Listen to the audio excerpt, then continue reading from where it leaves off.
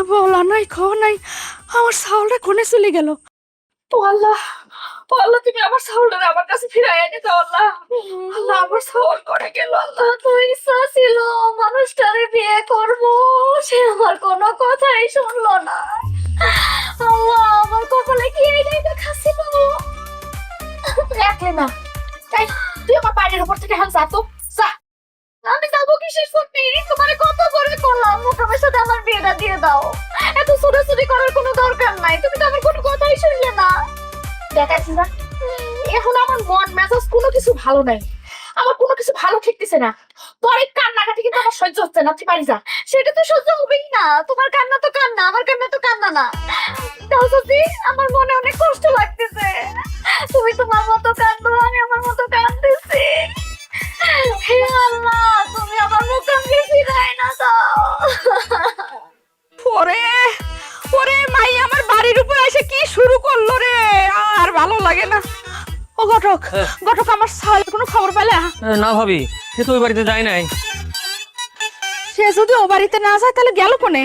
আচ্ছা, তারা কি কইলো? না, তারাই তো কোলোতে কই না, সে তো এদিকে আসেই নাই। আমিও ভেবেছিলাম যে মোকাম হয়তো ওই বাড়িতে গেছে তাদেরকে বুঝাতি। হ্যাঁ, মানে কি কব, আর আসলে ভিসার জন্য একটু ঝামেলা হয়ে গেল ভাবি। আরে তারে কতবার করে আমি কলাম যে তোর বিদেশ যাওয়ার কোনো দরকার নাই, তুই দেশে কিছু একটা কর, দেখবি তোর বিয়ে ঠিক হবি। কিন্তু আমার কোনো কথাই সে শুনলে না। ওই বিদেশের ভূত আমি ওর মাথার থেকে নামাতে পারলাম না ঘটক। এখন ওই যে মুশকিল হয়েছে কি জানেন, তার মোবাইলটাও বন্ধ পাচ্ছি। আচ্ছা ভাবি, আপনার কোনো আত্মীয়ের বাড়িতে যায় নাই তো? না না, মোকাম মোকাম ওই রকম ছাল না, সে কোনো আত্মীয় স্বজনের বাড়িতে যায় না। তার সারাদিন ওই একটা কথা মুখে, আগে টাকার মানুষ হবি, তারপর আত্মীয় স্বজনের বাড়ি যাবি। এখন আমি কি করি? তাহলে বললাম, কি করা যায় কোন তো। এই ভাবি, পুলিশে খবর দেবো নাকি? সারাদিন কিন্তু চলে গেল, রাত হয়ে গেছে, দেখছেন না? আমি এখন কি করব? আমার মাথায় কোনো কিছু কাজ করতেছে না ঘটক। ও ঘটক, মোকাম যে রাগি ছাল, কোথাও যদি আবার কোনো একটা অঘটন ঘটায় ফেলে তাহলে আমার কি হবে? আমার তো সব শেষ ঘটক। তুমি যে দিকে পারো আমার ছাওয়াল রে আনি দাও, আমার ছাওয়াল রে আনি দাও। ভাবি, এই মাইয়াটা কি দেয়? চাচা, আমি আকলিমা, মুকামরে বিয়ে করার জন্যই বসে আছি, কিন্তু ওরা কেউ বুঝতে পারতেছে না। আর এখন আমার কি অবস্থা? কি হলো ভাবি, কোন গান? হ্যাঁ, ঝাড়ু কাটন নেই। ও ও, বুঝতে পেরেছি ভাবি। জ্বালায় মারলো, আমি পাচ্ছি না, আমার জ্বালায়, আমার জ্বালায় শেষ করে দিল। এই মাইয়াটার কি মাথায় ডিস্টার্ব আছে? কইন না ভাই, এ ভাই আমাকে জ্বালায় শেষ করে দিতেছে। ও, তাহলে পরে আমি যেটা ভাবছিলাম সে আর হবে না। আপনি একটু তাড়াতাড়ি যে আমার ছাওয়ালটাকে খুঁজে আনি দেন, জান ভাই। ও যাচ্ছি ভাবি, কিন্তু আমার তো এখন মনে হচ্ছে পুলিশে খবর দেওয়া ছাড়া কোনো উপায় দেখছি না আমি। কোনে গেল? ও মুকাম বাবা রে, তুই কোনে গেলি আমার ভালাই? ও মুকাম রে, আমার চাল কোনে গেল রে?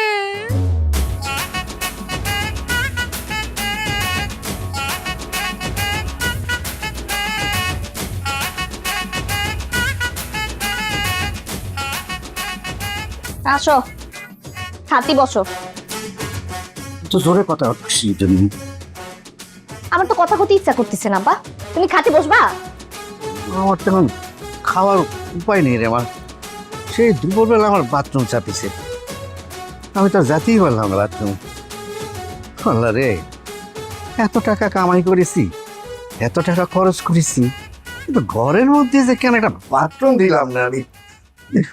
ওদিকে রাত পোয়ালে ঘরের উপর মানুষ আসবে না, আসে যদি এই শয়তানটাকে দেখে তাহলে কি হবে না কত। তাহলে পরে তুমি এই ছেলেটার সাথে আমার বিয়ে দিবা? দেব মানে কি? বারবার এক কথা করছিস কিসের জন্য? এত বড় বাড়ি ছেলে আমি পাবো? আমার ছেলেটার তোমার পছন্দ না, এটা তুমি বুঝবা না? দেখলে মা, এমনি আমি নানান ঝামেলার মধ্যে আছি, তুই সব আজরে কথা কয়ে আমার ঝামেলা বাড়াই দিস না। আমার তো পেশার বাড়ি যাবে, তো শ্বশুর বাড়িতে ফোন দিচ্ছে, কজন আসবে কিভাবে আসবে কোনো কথা নেই, বাচ্চা নেই। এই, ও করতেছে কি এখন? দাঁড়িয়ে বসে আছেন। আমার কাছে তো ভালো ঠিকছে না। তুমি উল্টাপাল্টা কিছু করে ফেলে তখন কি করবে না? আচ্ছা তুই আমার একটা কথা কদিনি, ও বারান্দা থেকে তুই দাটা রাখতে গেছিলি কি জন্য? ও কেন আমার দোষ হয়ে গেছে? আমি দাঁড়াইছি কিসের জন্য না? আমার কেন জানি মনে হচ্ছে তুমি যত যাই করো না কেন সে তোমার বাইর করেই স্যার। সে আমাকে বার করবে কি? আমার তো নিজের বার হয়ে যাচ্ছে, চাইতে আছি কোন রকম, ধরে রাখতে পারতেছি না। কি যে করি, এই, না আমার মনে হয় পারতেছি না রে মা। আল্লাহ রে, আর পারতেছি।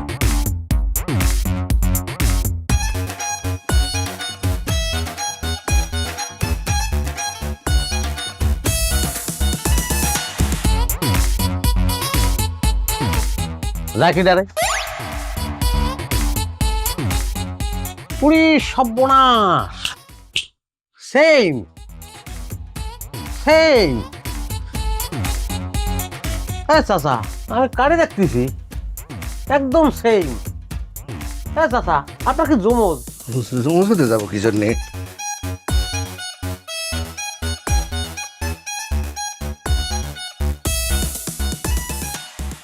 জমজ না হলেই পরে আপনি যে ঘরের থেকে বেরোলেন, আমি তো জানি যে আপনি ঢাকা চলে গেছেন। হ্যাঁ এই যে শোনেন, আপনারা আর যাই মনে করি, আপনি যে এত বড় পোল্ট্রি বাস সেটা কিন্তু ভাবিনি আমি। এ কথাবার্তা কিন্তু হুশ করে কবেন। আসার পরে তো হুশ করেই কথা করছি, কিন্তু এখন আর হুশ করে কথা কব না, এখন সব কথা বেহুশের মতো কব, সেটাই করতে হবে আমার। বাবা বাবা, ইয়ে তুমি বসো, আমি তোমার সাথে কথা করছি। বাবা মুকাম, তুমি বসো ধৈর্য ধরে, আমি তোমার সব কথা শুনি। আমি তো আর বসতেছি না চাচা, সারা দিন আমি জানিছি যে আপনি ঘরের মধ্যে নেই, আপনি গেছেন সেই ঢাকা, আর ঘরের মধ্যে আপনি আসন পাইতে বসেছিলেন। হ্যাঁ, আপনি আর আপনার মেয়ে এই দুজন মিলে আমার সঙ্গে যে সাপ লুডুটা খেললেন, সেটা কিসের জন্য আমার একটু ভাইয়ে বলেন, যদি বিস্তারিত বলবেন বলেন। বাবা যা হওয়ার হয়ে গেছে, তুমি একটু ধৈর্য ধরে বসো, আমি সব কথা শুনতেছি তোমার। আব্বা না, তোমার যদি কথা থাকে তাহলে না তুমি বাড়িতে বাইরো। এই লোক আমার বাড়িতে থাকতে পারবে না, তারা নিয়ে যাও, বাইরে যাও, কথাবার্তা শেষ করে এরপর চলে আসবো। আমি আনতে নড়তেছি না, আমি এখানে বসেছি মানে বসেছি। আমার সমস্যার সমাধান যদি ঠিক মতো ঠিক না হয়, তাহলে পরে এই বাড়িতে আমি লঙ্কা কাণ্ড বাঁধাবো, আমি কয়ে দিচ্ছি। এই আপনার সাহস কত বড়, আপনি আমাদের বাড়িতে এসে আমাদের হুমকি দিচ্ছেন? দিচ্ছি দিচ্ছি, হুমকি দিচ্ছি, কারণ আপনাদের জন্য আমার হাওয়া বিয়ে ভেঙে গেছে। আমি পরির মতো একটা বউ হারাইছি, এত সহজে তো আমি কাউকে ছাড়বো না, ছাড়তেছি না আমি। আচ্ছা তোমার বিয়ে ভাঙার সাথে তুমি আমাকে জড়াচ্ছ কিসের জন্য? জড়াবো না কিসের জন্য বলেন দেখি? ফোনে আপনার সঙ্গে আমার কথা হলো, আপনি কলেন যে ভিসা হয়েছে, আপনার সেই কথা অনুযায়ী আমি একটা বিয়ে ঠিক করলাম, কিন্তু ভিসা কই? ভিসা তো নেই, ভিসা পাচ্ছি না। এই কথা কিরাম করে জানো আমার ওই হবু শ্বশুর জানিয়ে ফেললো। হ্যাঁ, ভাইয়ে দিল বিয়ে, আমি বুঝছেন? তা তো তোমার শ্বশুর বাড়ির লোকেরা এটা জানলো কিভাবে? তো সেটা তো আমি জানি না কিরাম করে জানলো। আর কথা হচ্ছে যে আপনি এখন আমার সঙ্গে আমার ওই হবু শ্বশুর বাড়ি যাবেন, ভিসা দেখাবেন, এটা হচ্ছে শেষ কথা। ওঠেন চলেন। দূর, এটা হয় নাকি? পাগলামি বাদ দাও তো। আমাকে উপর থেকে এমন জানানো হয়েছিল, তাই তোমাকে আমি করছিলাম। দেখবা 1 মাসের মধ্যে তোমার ভিসা এসে যাবে, আমি কথা দিচ্ছি। তুলো তুলো ঝুলোচ্ছেন? এই চাচা শোনেন, মূলো হোক, গাজর হোক, আর শালগম হোক, কোনো সবজিতেই আর কাজ হবে না। বাবা আমি একটা কথা কই, মন দিয়ে শোনো। বলি ফেলেন। তুমি চলে যাও, আমি কথা দিচ্ছি, তোমার টাকা আর ভিসা আমি যে করে হোক ব্যবস্থা করবোই। সরি যদি তো আমার হচ্ছে না, আমার পিছনে ফিরে যাওয়ার কোনো রাস্তা আর খোলা নেই, সব বন্ধ হয়ে গেছে। আমি বাড়ি গেলি হয় আমার ভিসা যাবে, না হলে বাড়িতে আমার 5 লাখ টাকা যাবে, না হলে আমার লাশ যাবে, বুঝছেন? আমার কিছু করার নেই, আমি এখানে ঘুমোয় থাকবো। হ্যাঁ, আমার খাতা বালিশ কোনো কিছু লাগবে না, খাবারও দিতে হবে না, আমি এখানে ঘুমোয় থাকবো, আপনি ব্যবস্থা করেন। বুঝতে পেরেছি, তাহলে সবকিছু খুলেই করছি। রাত পোহালে কাল আমার মেয়েটার বিবাহ, তুমি যদি এরকম করো তাহলে তো চাপে পড়ে যাই, বিপদে পড়ে যাই। অন্তত বিয়েটা পর্যন্ত অপেক্ষা করো বাবা। উড়ে বাপরে বাপ, উড়ে বাপরে বাপ, মেলা আল্লাহ দিয়েছি আপনার। আমার হওয়া বিয়ে ভেঙে দিয়ে নিজের মেয়ের বিয়ের জন্য অস্থির হয়ে গেছেন। শোনেন, একটা কথা শুনে রাখেন, আমার বিয়ে না হওয়া পর্যন্ত পৃথিবীর কোনো মেয়ের বিয়ে আমি হতে দিতে পারবো না। আব্বা কাকে বলে কোনো লাভ হবে না, এই লোকটা নিষ্ঠুর আমার বোঝা হয়ে গেছে। পুরে আমার দয়া শিলারে এ বাড়িতে আসার পরে তো দিয়েছি একটা পিয়ারা কামড় দিয়েছি মনে হয়। যাক সে কথা আর কলাম না। যে বাড়িতে যাবেন বিয়ে হওয়ার পরে ওই বাড়িতে পাও রাখার সঙ্গে সঙ্গে আমার তো মনে হচ্ছে ওই বাড়ি 1000 ফিট নিচে চলে যাবে। আব্বা, তার কথা শুনে কিন্তু এখন সত্যি সত্যি আমার গাটা জ্বলতিছে। এই তাহলে বারে কি তুমি যাবাই না? প্রশ্নই আসে না, কি করছেন আপনি? তাহলে থাকো তুমি, আমিও দেখে নেব তুমি কি করবার পারো। এই হালা, তুই ঘরে গিয়ে দুয়ার দে, আমি আসতেছি।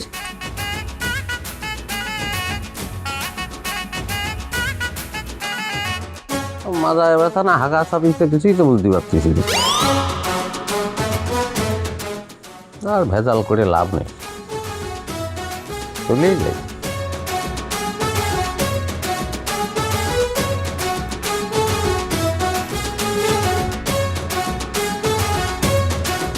আপনি কি সত্যি সত্যি চলে যাচ্ছেন?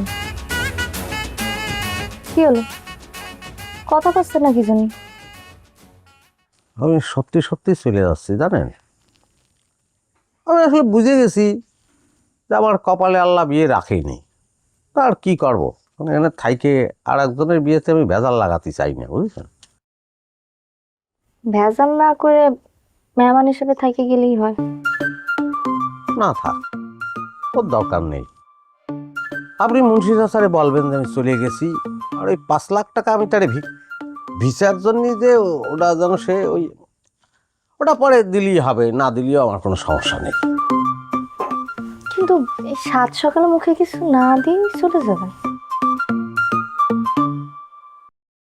আজকে 7 সকালটা কিরকম সুন্দর দিয়েছে না, এত এক্সেপশনাল। এরকম কুচকুচে অন্ধকার 7 সকাল আমি জীবনে দেখিনি। আচ্ছা, কিছু মুখে না দিয়ে গেলি কি হবে? আমাকে অমঙ্গল হবে। তাছাড়া আজ আমার বিবাহ, আজকের দিনে যদি কেউ কিছু মুখে না দিয়ে চলে যায় তাহলে আমার খারাপ লাগবে না? এটা কি আপনি বুঝতেছেন না, নাকি আপনি চাচ্ছেন যে আমার অমঙ্গল হোক? আমি বসবো? বসেন।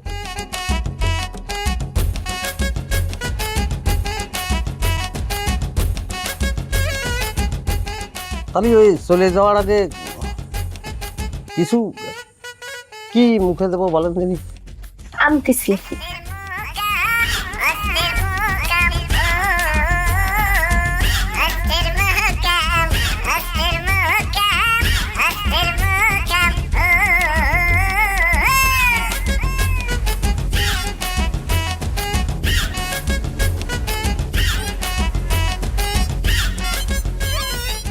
আপনার সাথে অনেক খারাপ ব্যবহার করে ফেলেছি, রাগ উঠলে আসলে আমার মাথা ঠিক থাকে না, তো আপনি কিছু মনে করবেন না। ও না, আমি ওসব কিচ্ছু মনে করিনি। আসলে হয়েছে কি জানেন, ওই রাগ উঠে গেলে পরে আমারও মাথা ঠিক থাকে না, কারে কি বলে ফেলি তার কোনো ঠিকই থাকে না।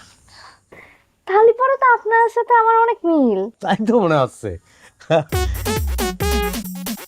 আপনি বউ কোন সময় সাজবেন বলেন দিদি? এই তো এখনই সাজবো, তত সময় থাকবেন তো। থেকে যেহেতু গেছি, আপনি বউ সাজবেন, আমি একটু মনটা ভরে দেখবো, তারপর চলে যাবো। বর সাজলে কিন্তু আপনাকেও খারাপ দেখায় না। আমি যখন আপনাকে প্রথম দেখলাম আমি তো অবাক হয়ে যাচ্ছিলাম, ভাবছিলাম আমাকে মনে হয় বিয়ে করার দাবি থেকে আসছে। পরে বুঝলাম এটা তো অন্য দাবি। আরে না, কি করছেন শোনেন, দাবি কিন্তু যে কোনো সময় পাল্টায় যেতে পারে। সত্যি? তাই তো মনে হচ্ছে। কিরাম করে বলবো? কিরাম করে বুঝবেন সেটা যে এখন আমি কিরাম করে বোঝাবো।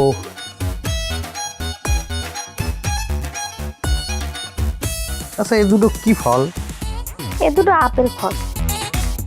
আপেল ফল কি ওটা ছুলে দেবেন, আমি খাবো? এ ফল ছুলে খেতে হয় না, এমনি খাস।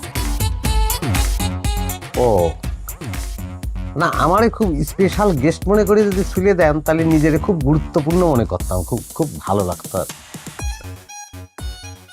ছুলে তো খাওয়াতে পারবো না, কিন্তু হাতে তুলে খাইয়ে দিতে পারি। অস্থির মকাম হাইরে মকাম অস্থির মকাম অস্থির মকাম তাই? হাইরে মকাম অস্থির জি। মকাম দেবো।